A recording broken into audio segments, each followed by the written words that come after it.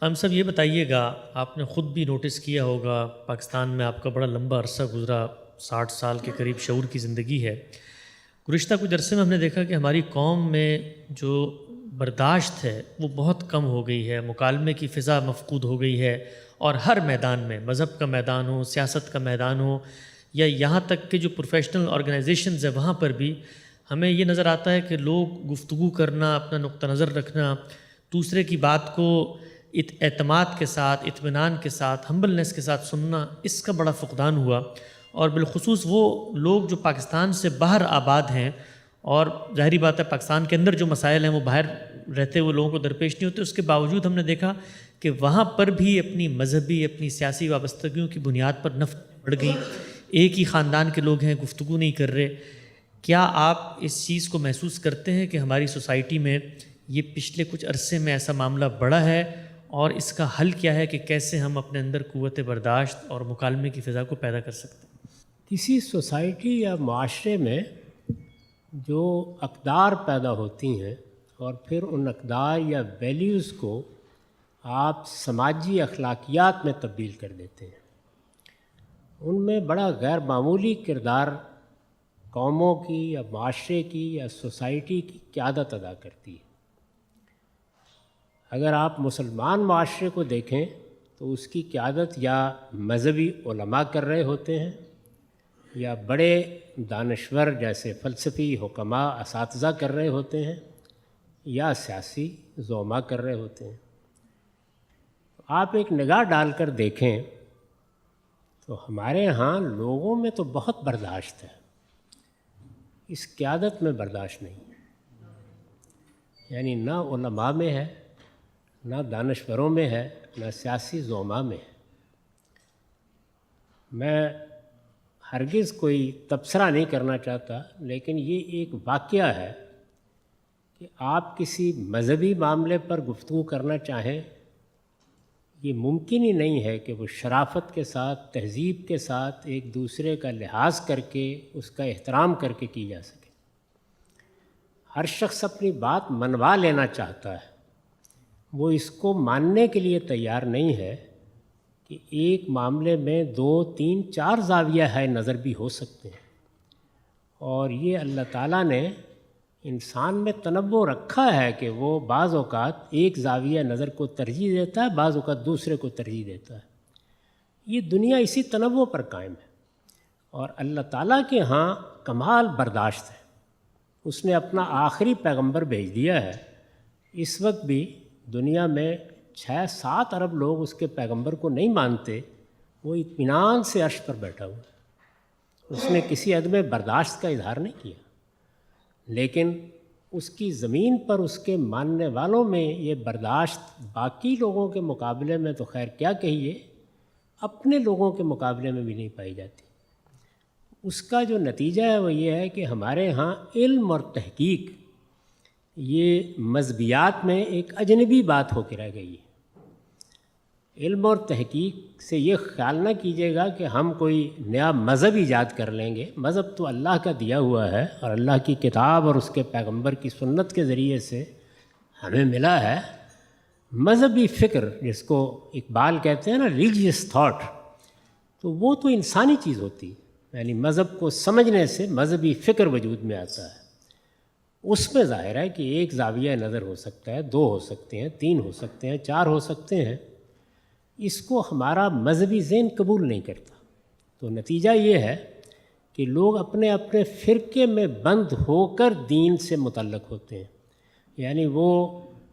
آفاقی سطح پر اپنے دین کا مطالعہ کرنے کے لیے تیار نہیں ہوتے۔ کیوں نہیں ہوتے؟ اس لیے کہ جو لوگ ان کی رہنمائی کر رہے ہیں، مذہبی علماء ہیں، وہ اس دائرے سے ان کو نکلنے نہیں دیتے۔ ان کی تقریریں، ان کی تحریریں، ان کی گفتگویں اسی محور پر ہوتی ہیں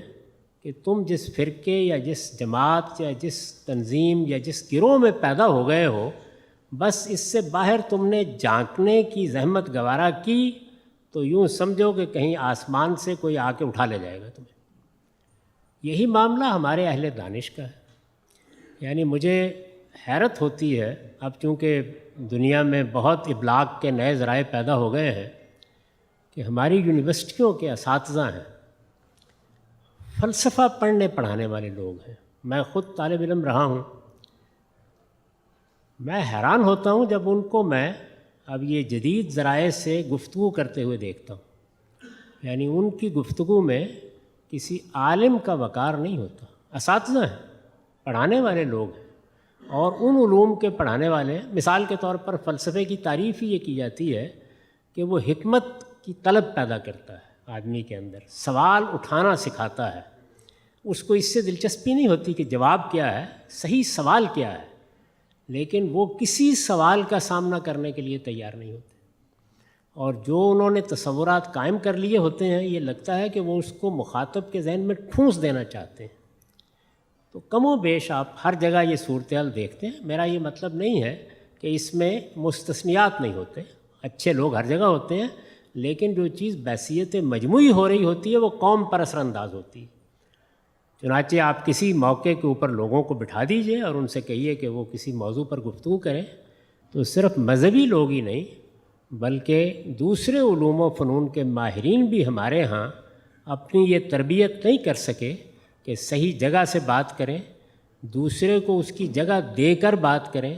دوسرے کے لیے کوئی اسپیس چھوڑ دیں جس میں وہ اپنی بات کہہ سکے یا اس کا جواب دے سکے۔ اگر کوئی جواب دینا چاہتا ہے تو حوصلے سے تھوڑی دیر کے لیے سن لیں اس کا جواب۔ یعنی وہ کر کیا رہے ہوتے ہیں کہ جب کوئی بات کر رہا ہوتا ہے تو اس کی بات نہیں سن رہے ہوتے، اس کا جواب سوچ رہے ہوتے ہیں، تو نتیجے کے طور پر وہ ان کے سر کے اوپر سے گزر جاتی ہے، اور اس کے بعد سوائے اس کے کہ ایک برے مباحثے کی صورت پیدا ہو جائے اور کچھ نہیں ہوتا۔ یہی معاملہ سیاست میں ہے، یعنی سیاست میں بھی بدقسمتی سے یہ کلچر پیدا ہو گیا ہے کہ یہ صرف بہتان ترازی کا نام ہے، اس میں جو آپ کے منہ میں آئے آپ کہہ دیں۔ یہ اس چیز کا نام ہے کہ لوگوں کے اندر ایک رومان پیدا کر کے ان کا استحصال کیا جائے۔ یہ چیزوں کو سمجھنے، سیاسی معاملات کو سیاست کے بساط پر رکھ کے دیکھنے کا نام نہیں ہے، بلکہ یہ اسی معرکے کا نام ہے جو سیدنا علی اور معاویہ کی جنگ سے پیدا ہوا ہے، اور الحمدللہ مسلمانوں میں دو بڑے گروہوں کی صورت اختیار کر کے اب بھی اپنا ماتم خود کرتا رہتا ہے۔ تو یہ ہمارے ہاں سیاست کی صورتحال ہے، یہ جب تک ہے ایسے ہی رہے گی۔ اس کا علاج یہی ہے کہ سب سے بڑھ کر عام لوگ نہیں بلکہ لیڈرشپ میں جو لوگ آ رہے ہیں، اور ظاہر ہے یہ لیڈرشپ جو اس وقت ہے اس کو جانا ہے، اس کی جگہ نئے نوجوانوں کو آنا ہے، ان کی تربیت کی جائے اور انہیں بتایا جائے کہ دنیا میں جینے کے سلیقے کیا ہیں، علمی مزاج کیا ہوتا ہے، تحقیق کے کیا آداب ہیں۔ تنقید کوئی بری چیز نہیں ہوتی جب ایک دوسرے پہ کی جاتی ہے، تنقید علم کے آگے بڑھنے کا ذریعہ ہے۔ البتہ تنقیص، استہزاء، استخفاف، کسی کا مذاق اڑانا، کسی پر پھبتی کسنا، یہ بری چیزیں ہیں۔ اور ہمارے دین میں آپ باور کریں کہ ایک ایک چیز کو موضوع بنایا گیا ہے۔ میں نے اس دوران میں بارہا لوگوں کو توجہ دلائی، اس لیے کہ یہ ہر دن جب آپ اخبار کھولیں یا آپ میڈیا کی طرف رجوع کریں تو یہی کچھ سنتے ہیں، تو بارہا لوگوں کو توجہ دلائی کہ اپنے گھر میں جائیے اور جا کر ذرا قرآن کی ایک بڑی چھوٹی سی سورہ ہے، سورہ حجرات، اس کا مطالعہ کر کے دیکھیے اس میں کیا آداب بتائے گئے ہیں۔ یعنی ابتدا سے انتہا تک پوری سورہ صرف یہ بتاتی ہے کہ مسلمانوں کے باہمی تعلقات کے کیا آداب ہیں، یعنی انہیں بات کیسے کرنی ہے، انہیں برائی کو کیسے بیان کرنا ہے، انہیں گمان کیسے کرنا ہے، انہیں دوسروں کے بارے میں کمنٹ یا تبصرہ کیسے کرنا ہے۔ ایک ایک چیز کو اللہ تعالیٰ نے موضوع بنایا ہے اور یہ بتایا ہے کہ تم اگر ان آداب کی خلاف ورزی کرتے ہو تو تمہاری جمعیت پارا پارا ہو جائے گی، تمہاری ہوا اکھڑ جائے گی، تمہارے اندر وہ اعلیٰ اخلاقیات نشو و نما نہیں پا سکیں گی جن کی بنیاد پر اللہ تعالیٰ کے ہاں تمہارے مراتب طے ہونے ہیں۔ لیکن کون سنتا ہے فغان درویش؟